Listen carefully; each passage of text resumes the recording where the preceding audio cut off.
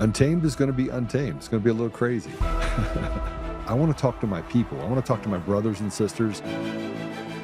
We can have grace and humility in how we interact with other people.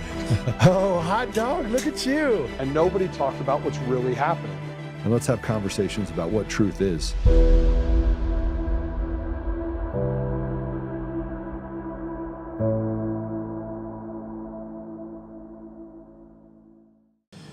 Hey, good afternoon. Sorry I'm late. This governorship thing is just kind of taking it all out of me. And but we got a lot to talk about today. We've got a couple of guests. We got one. It's probably one of my favorite guests to ever come on the show, and we're going to talk about oil and what's happening in the region with Iran and the implications of this. We hope that this is short-lived, but we don't know.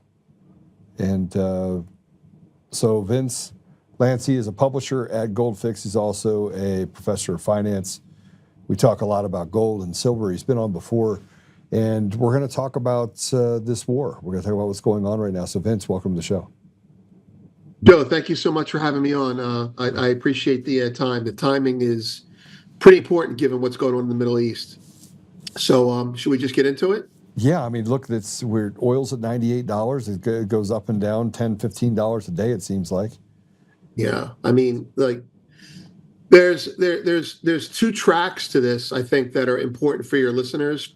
One is the obvious track that you're discussing right now, and that essentially is that food prices will go up, fertilizer prices will go up, which will drive food prices up, energy prices are going to go up, and we're entering into a stagflationary environment. There's another parallel that's kind of eerie. Now, it's before my time and probably even before your time, Joe. But 1956 is when we had the Suez Canal crisis, and it was very similar to what we're seeing right now. Back then, Great Britain and France were trying to control the Suez Canal, and Egypt pushed back.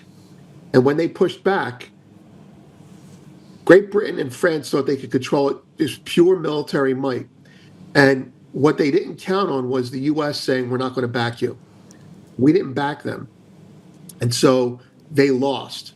Now, when you bring that to present day, President Trump is now looking for people to work with him to help police this area, and no one is joining that. And so when you combine these things together, there's a similarity to Suez that not only is a stagflationary similarity, but there's a similarity in terms of the, what's the word I'm looking for? The sunset of an empire, because it was the Suez Canal disaster that basically showed the world that France and Great Britain were no good without our financial might behind them. And it may seem now that if we don't get someone to help us, we're going to be struggling to spending a lot of money, and again, feeding into the stagflation, and that on top of the fact that it is a war, and there's death, and it's painful, it's just we're going to be spending money we don't have. And so I know everyone is talking that it's going to be short. I don't think it will be short, and I don't think the effects will be short-lived, and I'm concerned about the future in terms of stagflation and prices. It's not reflected in gold right now, but we're talking about oil, and it's reflected in oil in spades. Okay, so there's also a element here that made oil prices go up related to insurance, and you always had Lloyd's of London that insures most of the ships that come through that area, and they've said we're going to pull out. The U.S. said that they would step in and they would create new policies and that they would insure those shipments. So far, oil's gone to $98, but not because of the supply that's available, but because of the risk to the supply coming through that channel. That's right. It doesn't really make a lot of sense to me if we want to look at holistically the oil supplies and where some oil supplies come from, where they go. Tell me why this area by itself is causing this much pain. Well, 20% of the world's oil comes out of the Strait of Hormuz. And the Strait of Hormuz is a little narrow strait. And you have Iraq, Kuwait, Oman, and Qatar and Iran all surfacing all on that coast. And if Iran is controlling one side of the coast and preventing ships from getting out, then what ends up happening is you end up having a bottleneck, and they have to find other routes to get the oil across. So instead of going south out of the strait, if we had a map, I'd show you. Instead of going south out of the strait, they have to go west across a pipeline. And the pipeline is like a straw compared to the fire hose that the canal is, or the strait is. So not only is 20% of the oil coming out of that, you made the point of insurance. And, you know, this will give you an idea of how serious it can be. The reason oil is up right now is because, as you noted, the insurance costs are going to go through the roof. And Lloyd's of London and whoever else is supposed to insure these things is backing out on the insurance, which puts the U.S. on the hook for financing it if we want to keep the oil flowing. So at the first stage of the insurance problem, you have the U.S. saying we're going to foot the bill for it. That's taxpayer money. We're going to insure these tankers. The second thing is, and there are two layers, without getting too wonky about it, there are two layers to the oil infrastructure. One layer is storage. So right now they're blowing up storage facilities. And if you blow up a storage facility, that's, believe it or not, really not that bad. It's basically a storage tanker. But what started happening yesterday last night is Israel bombed the Pars refinery area. Now, what is that? The difference between the not so bad and so bad in terms of what you're destroying is if you start destroying refineries, those are things that don't come back online in 6 days. That's like destroying the infrastructure for oil itself. And then what you have is you'll have less production being made even when the strait becomes reopened. And if it becomes reopened, you'll have less oil coming out of it, which means everyone's fighting for higher priced oil that's out there, and that just causes more stagflation. And it gets worse. Iran is telling people that they'll let oil through if the oil is priced in yuan as opposed to in dollars. So Iran is basically blackmailing the strait, trying to get people to stop using dollars to use yuan. So the whole thing seems to be an organized extortion racket that's going to put a dent in the reputation for the U.S. dollar. I mean, it's you got three levels of problems. You have the insurance problem, which we're paying for, right? And in order to pay for the insurance problem, you have military escorts that have to go through. Then you have the actual infrastructure that's starting to get blown up. Then on top of that, you have the heresy, for lack of a better word, coming out of Iran saying that they'll let tankers through if those tankers do not price the oil in dollars. So we have I won't curse, but I'll say we have a cluster blank coming up right now. And I think it's going to get worse before it gets better. And oil market can rally $10 on the next news item, no problem at all. And $100 oil will be the support, not the resistance. And, you know, by the way, we talk about WTI, Joe, you and I, about oil. Well, the oil that's being traded and being used over there is already trading $110, $120. So that oil has exploded in price. And that's only going to make our oil go up even higher over time as it trickles towards us. So it's a bad situation. I'm not happy about it. So how do we get away from it? I mean, what's the answer? I don't think anybody is astutely aware. I think everyone's astutely aware of the price of oil and gas prices over $4 a gallon. But look, people are suffering so much right now inside the communities in nearly every state. People in Colorado, there's a friend of mine that runs a pantry up in northern part of Colorado. His pantry is bare. He's like, Joe, people can't afford to feed their families. And we're only 3 weeks in. So what's the outcome of this if we can't get this under control? Because energy prices go through the roof, which means food prices are going to go through the roof, which means we're in a state of near collapse. And I hate to say that like the sky's falling, but they're not trying to solve the problem. It's more important. And I'm anti the war part, by the way. I don't think that I'm on Joe Kent's side on this. I wouldn't have gone into Iran personally. Yeah, I mean, I can see why we would go in, but I can't see why we went in. It doesn't seem like, unless there's something that we don't know. But I think, you know, your first question was, how do we get out of it? And you know what? That's a really good question, because if I don't have an answer to it, it's a really good question, because there's no way we can extricate ourselves from this, I think, cleanly and simply. To your point about domestic prices, we haven't even begun to see the inflationary effect of $100 oil on food.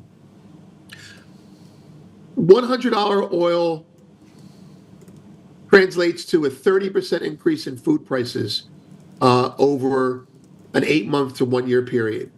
We haven't even begun to see that yet. So it's like a canned food hoarding situation. But no, I mean, really, I mean, I'm not exaggerating this. This is $100 oil adds 30% to the cost of food that we import. And that's food that's using fertilizer as well. Now, on top of that, trying to extricate ourselves from this means we have to either spend all the money to control the situation or share some of the power in order to get people to help us. And that brings us back to the whole Suez Canal thing. It's really, if we really do need someone to help us get out of this, then we shouldn't have been there to begin with, obviously. It's questionable. It's questionable why we're doing so much in partnership with Israel. And it does seem that the whole thing is, you know, a cluster. It's a cluster F waiting to happen. We haven't even the thing that I just want to say over and over again is we haven't even begun to feel the inflationary pressures of this. And you're telling me pantries are already empty? Yeah. And I'm saying it's going to be even emptier if that's possible, if this continues. And it doesn't have to, unless oil goes back to $70, which is still above where it was. Unless oil goes back to $70 in the next, say, 2 weeks, we're going to have a permanent increase in prices of up to 30% on food in the next 6 months to 1 year. And I'm pretty certain of that, based on how food prices go. And the cure for that, Joe, if we can't get out of this, the cure for that is stimulus. We'll probably start getting stimulus checks again, which will help the people that need it, but just basically kick the can down the road for the problem. On top of that, Powell needs to cut rates because of the credit problem, and he can't do that because oil's trading $100. So we are damned if you do and damned if you don't right now. Well, And he could cut rates. He could he cut rates, should. which would, what's that? he should cut rates. You're right, he should. Yeah, But he's and if he cuts rates right now, he could have an effect of a run on money to actually lower costs for people. It could also lower those that are tied to prime. We have prime rate could create some relief, even if it's minuscule. It would still create some relief, but they won't do it because this is an opportunistic opportunity. You want to take meat until literally the animal's almost dead, right? You want to take as much from the animal until it's almost dead. And that's the problem with what we have going on in our country, is that they have taken so much from the American people, and not just people here, but people globally. And they take just enough to make them barely survive, and then they'll let them recover. It's like this idea that you can push people to a brink. You're bleeding. Yeah. We're shearing the sheep. We're shearing sheep. We're shearing the blood out of the sheep, not the wool. Right.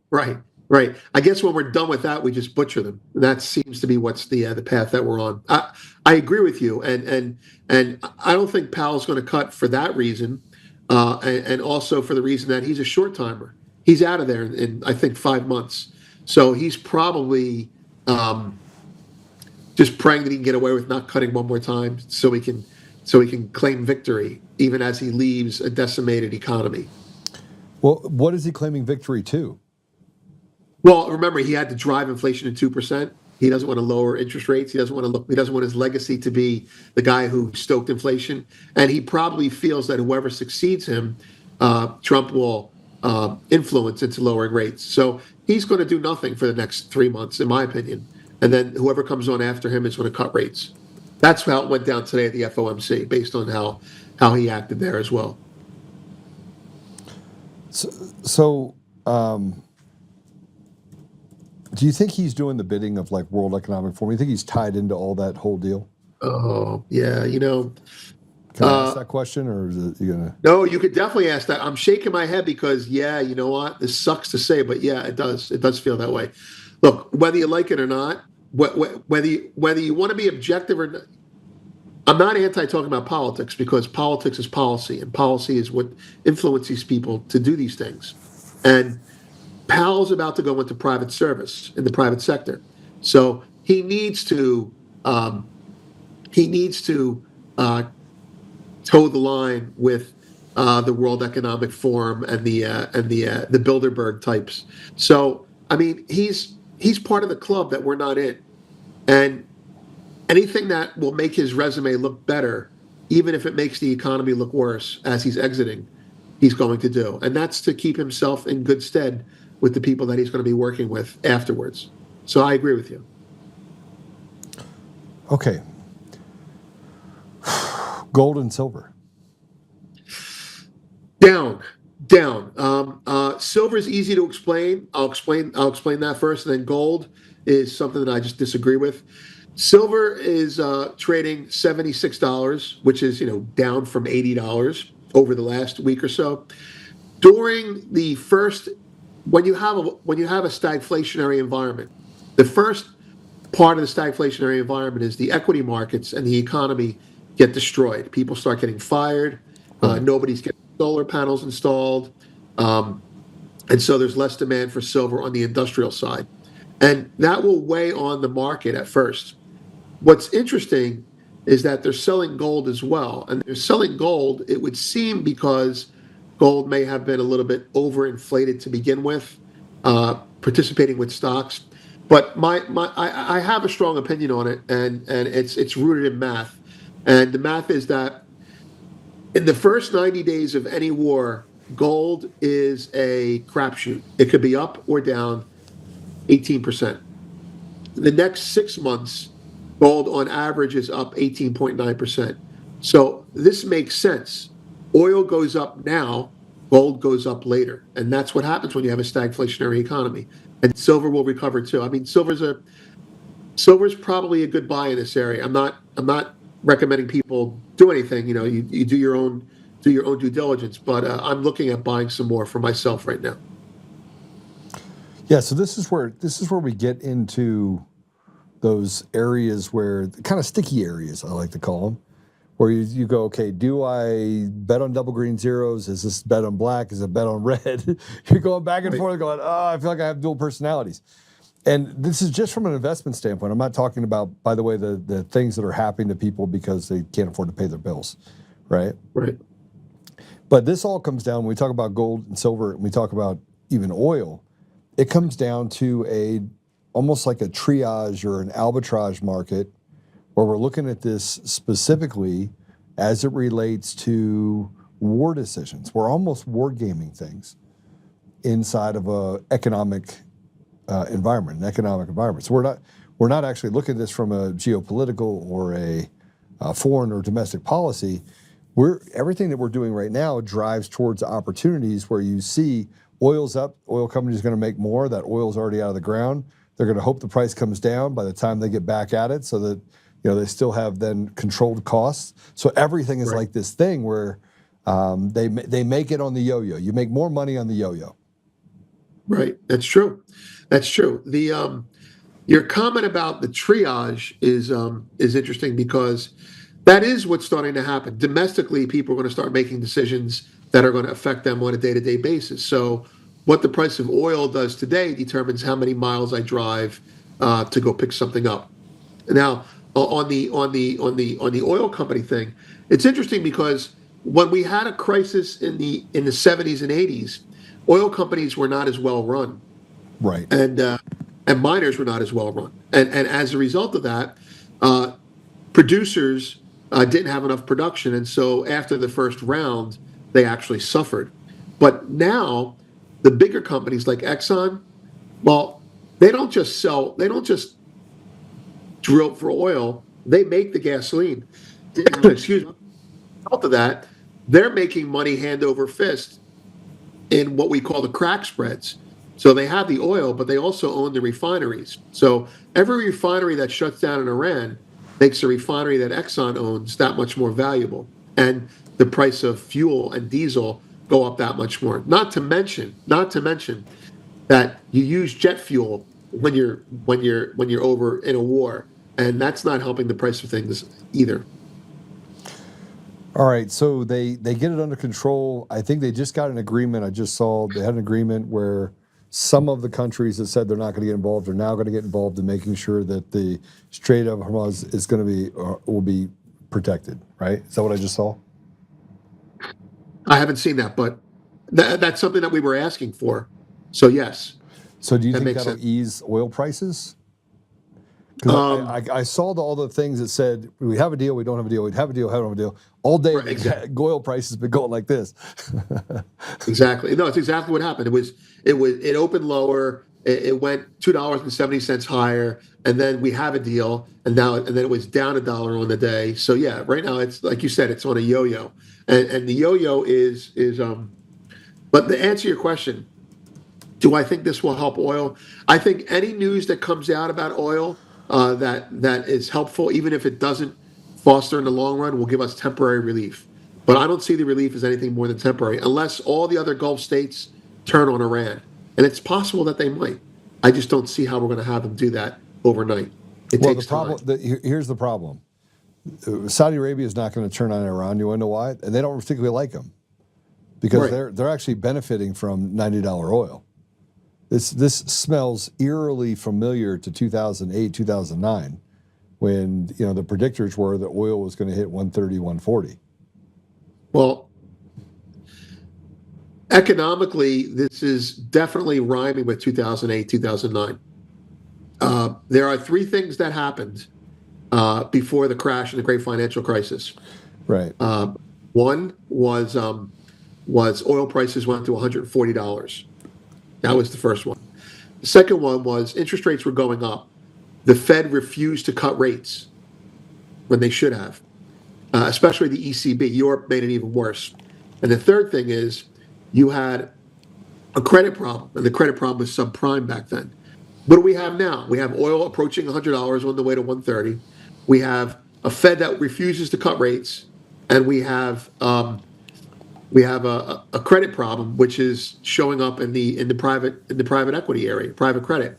So it's humming the same tune, and I think there's a problem that could happen if we don't have cutting.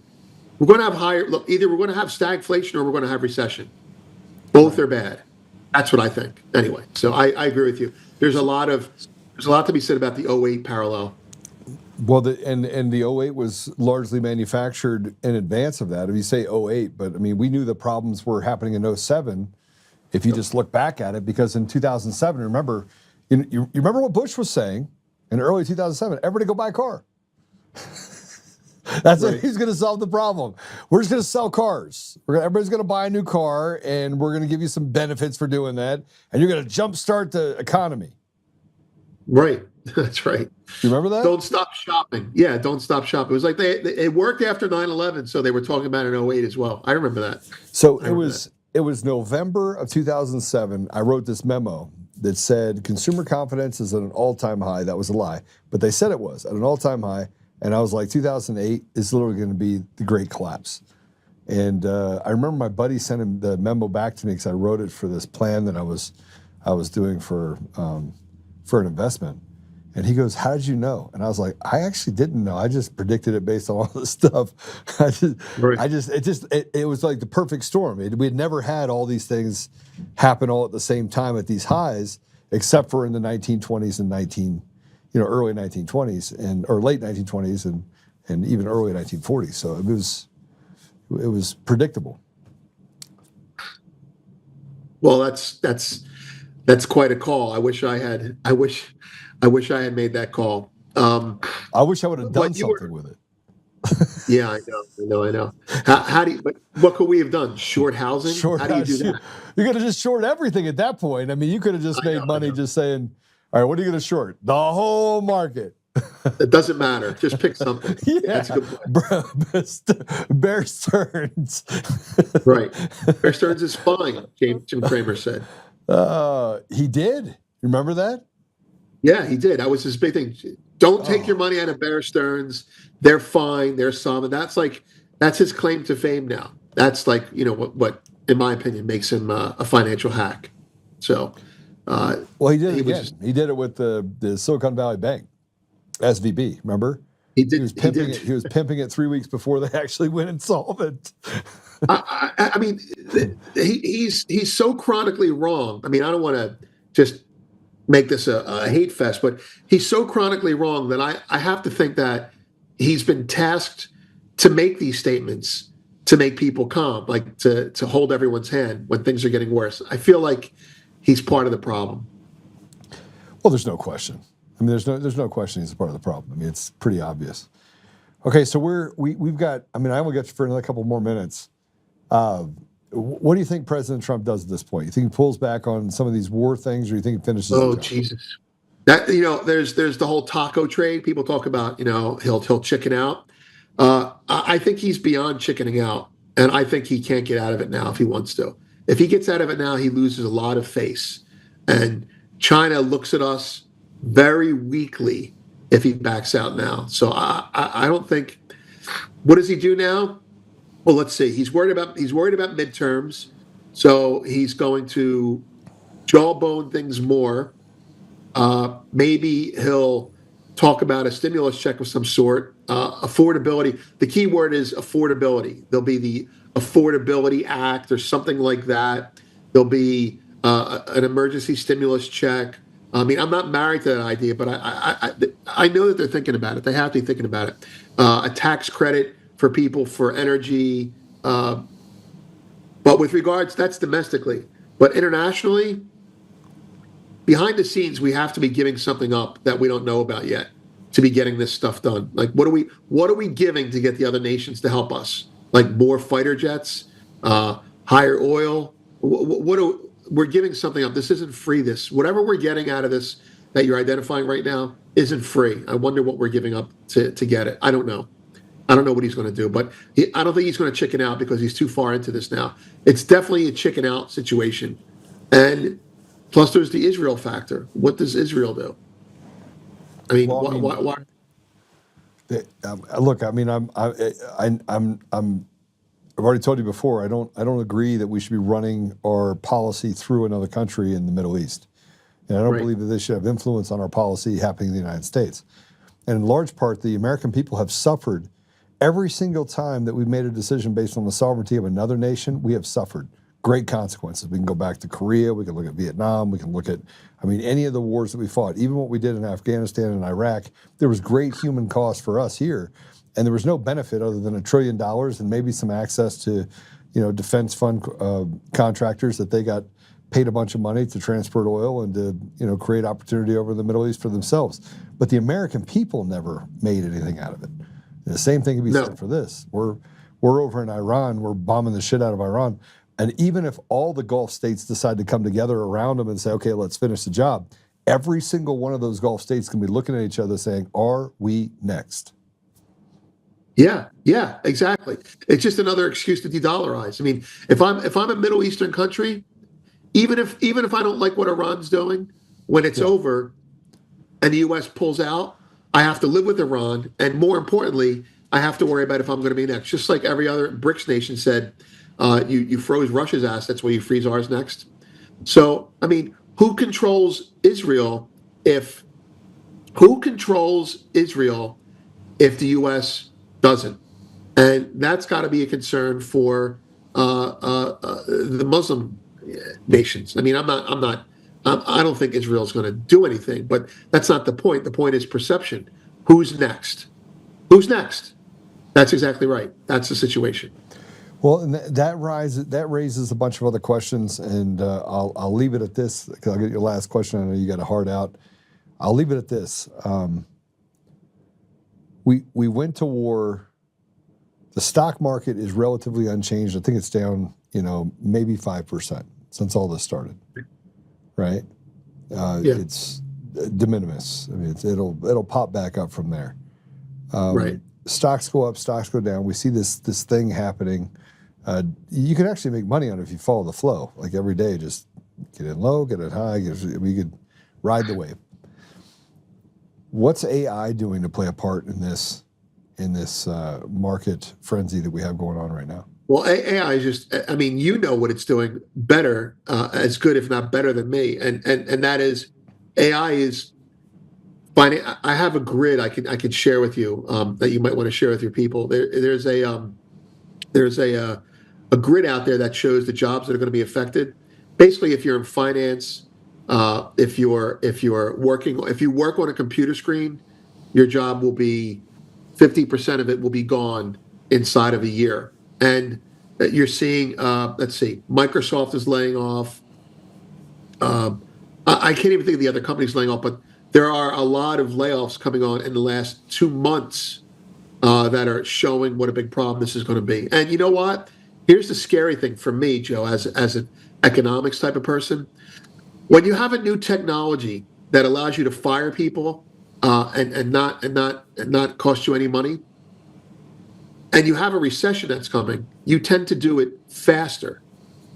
You'll adapt the cost cutting measures faster than you would if things were going well. So we could end up with 7% inflation and 6% unemployment inside of 6 months if this keeps up. Okay. Well, I tell you what, I want to have you back on, so I'm going to talk about silver. I'm still telling people, this is my advice, go buy silver. I mean, at $75, I still think it goes to $200. I just do. Matter of fact, So do I. I don't think the amount of money we're spending on munitions and warheads that have to be replaced and things that we're doing right now, that there's anything other than the ability for gold and silver to go up, right? Because it matches the market, right? You look at over time, it just matches the market. Metals over 90 days don't matter. Metals over 6 months go up. That's where I am. I'm with you. Yeah, absolutely. Well, brother, thanks for joining me again.